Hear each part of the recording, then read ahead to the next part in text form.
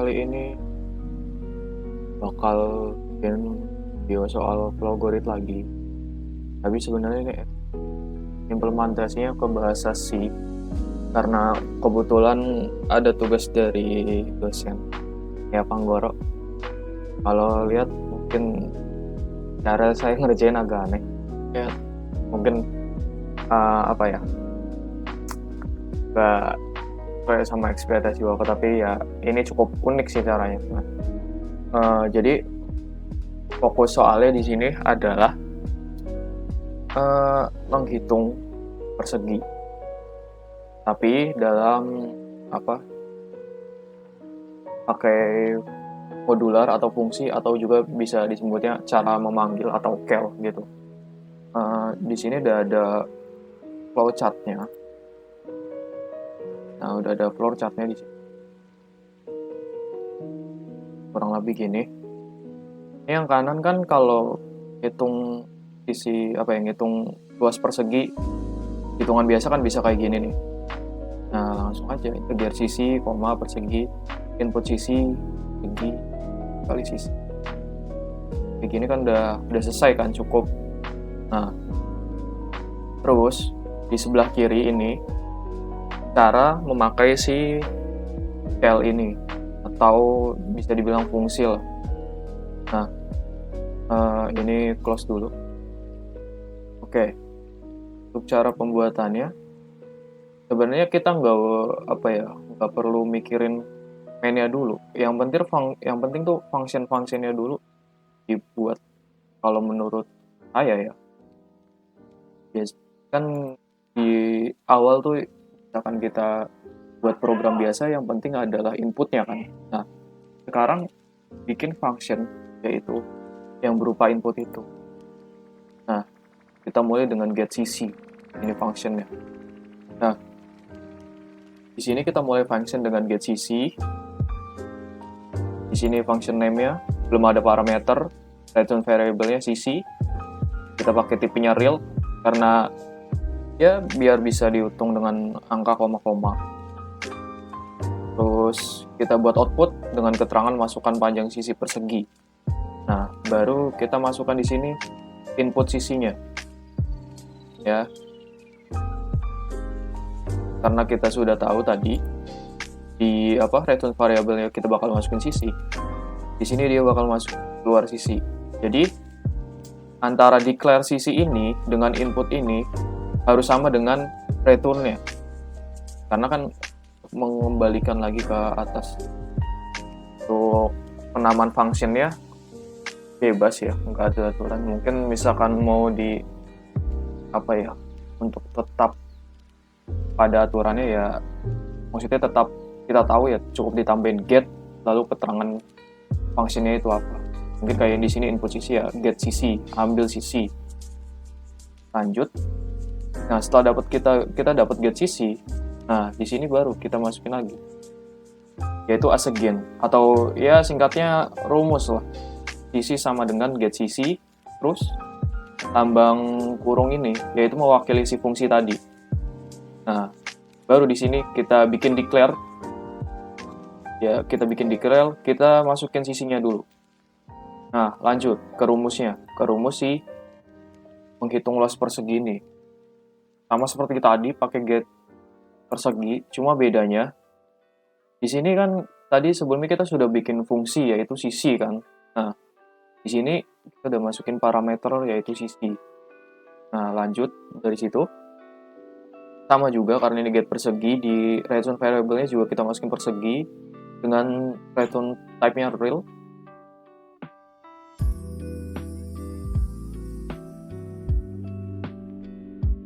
Nah, dilanjut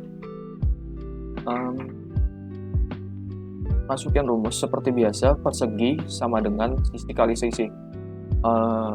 Kita nggak perlu, karena ini persegi ya, jadi kita cukup sisi kali sisi. Mungkin misalkan persegi panjang itu lebih spesifik, jadi mungkin panjang kali lebar, jadi di get sisinya kita ganti, jadi ada double di sini.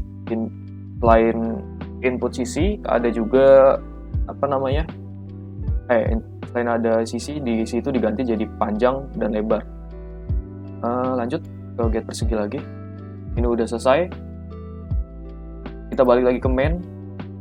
Di sini tadi udah kita buat persegi, jadi persegi sama dengan get persegi. Nah, kan tadi si get sisi ini udah diwakili dengan sisi kan. Nah, di sini functionnya atau si rumusnya anggap aja kayak fx-nya lah. X-nya ini dimasukin sisi.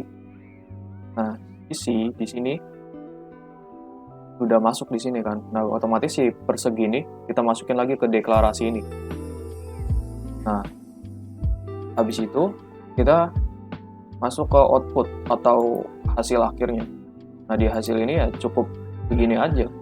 Jadi di sini hasil, terus dimasukkan parameter persegi dari yang sebelumnya itu, perhitungan sebelumnya.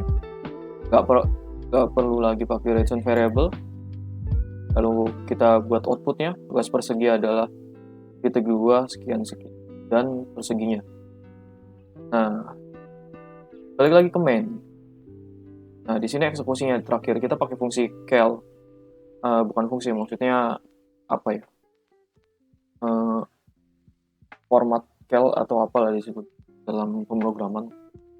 Nah, di sini hasil dalam kurung persegi. Jadi di sini hasil tuh sebagai f dan persegi ini sebagai x. Jadi dari awal di sini sisi sama dengan f. Ini x tapi masih kosong. Nah, turun lagi ke bawah. Di sini tuh jadinya kayak apa ya? Kayak mungkin misalkan pernah kita belajar di SMA itu ada f bundaran g. Nah, itu hasilnya jadi kayak gini. Misalkan ini tadi ya fx. Nah, di sini g fx. Nah, jadi ada fungsi di dalam fungsi. Begitu juga di sini.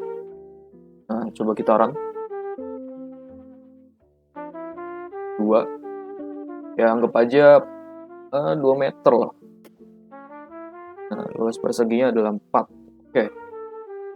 Gimana kalau pakainya koma-komaan? 2,5. Oh, sorry. Bukan. Ini baru. Luas persegi adalah 6,25 ya. Fix bisa kan dihitung di kalkulator pun jawabannya jelas seperti itu. Oke, dilanjut. Ini kan kita udah selesai buat flowchart-nya. Nah, sekarang gimana caranya ke bahasa C-nya? Nah, di sini saya memanfaatkan ini code. Ya, dibilang curang enggak juga, karena apa ya, kita harus menyesuaikan mungkin. Nah, di sini ada banyak bahasa. Jadi misalkan kita udah bikin flowchart, nanti dia bakal ke translate ke banyak bahasa. Nah, ini lumayan banyak. Sayangnya di sini nggak ada C, cuman di sini ada C++, C#, Fortran, Python, Java, JavaScript, Ruby, dan ya banyak lagi lah. Nah, dengan begitu yang bahasa yang mendekati kan C++, ya sudah, kita ambil C++, kita full screen dulu, lalu kita salin. Oke, udah kita salin. Nah, di sini sebenarnya di sini udah saya buat translate-nya. Kita buat lagi karena tadi untuk percobaan. New file, write language, master. Oke, di sini tinggal ditranslate saja. Kita rubah dulu. Ini dihapus, nggak perlu ini. Include-nya pun diganti. Karena ini berbeda ya, include antara C++ dengan I. Seperti biasa, stdio .h.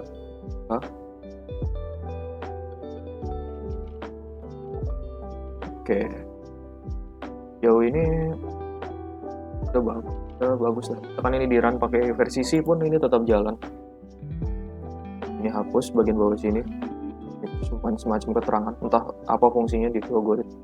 Mungkin karena saya kurang pintar bahasa Inggris, ya maklum. Oke, sekarang gimana cara translate-nya?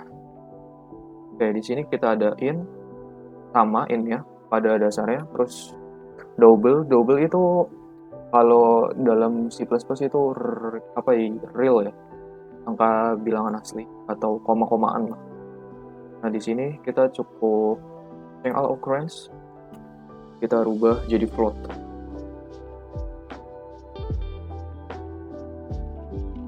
Nah, udah kita rubah nih jadi float. Nah, di sini apa lagi perlu kita rubah? Nih, kalau di C++, in main-nya tuh pasti di awal. Kalau di C, di polos, ini harus kita pindah.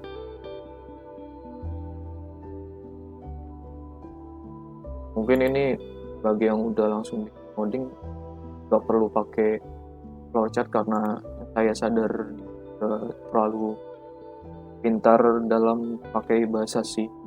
Jadi mungkin flowchart lebih benar, lebih unik sih. Jadi kita dengan pakai flowgori tadi kita bisa translate ke banyak bahasa yang mendekati. Kita paste. Oke. Nah, di sini lanjut translate lagi. Code ini apa? Nah, ini sama aja kayak printf. Kita change occurrence. Printf.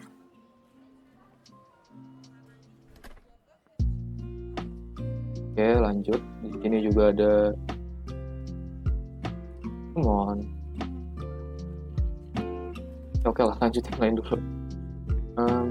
Di sini printf kita rapin ya selayaknya printf di bahasa C.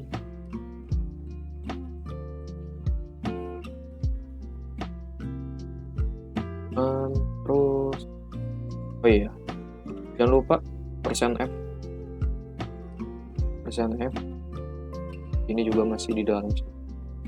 Nah, di sini bedanya nih ada NL macam-macam lah. Ada yang beda-beda sedikit. Lalu sini kita tanda koma lagi, lalu tutup kurung. Lanjut kita translate yang ini sin tadi. Sin sama aja kayak scanf.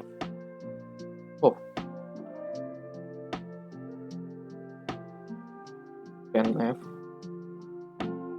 dirubah lagi, hapus.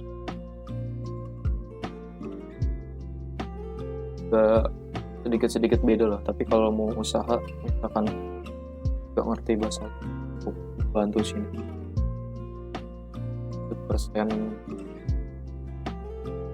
%f karena di float,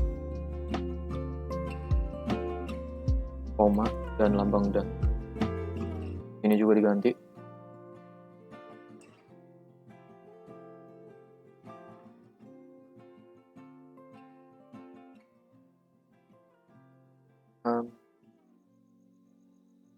Kita cek lah.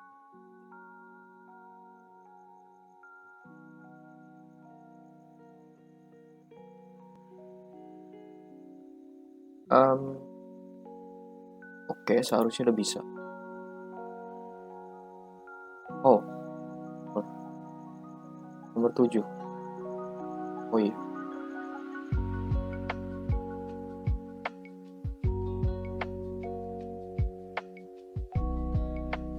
Ngapain? Nomor 9 karena pengaruh nomor. Yap. Wait. Ini terlalu mepet jadi. Tambah ini. Klik 2 spasi. Lagi. Saran lagi. Coba hitung 2. Oh. Kayak tadi nih. Apa yang salah? Coba nyontek dari yang tadi.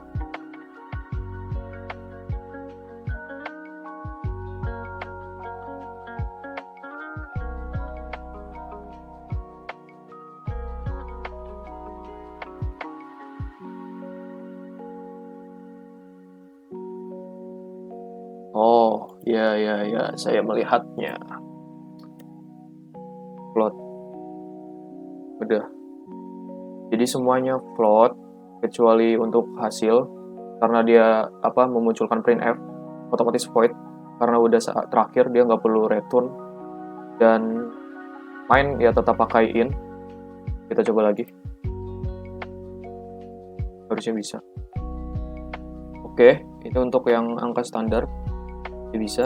Kita coba yang koma-komaan.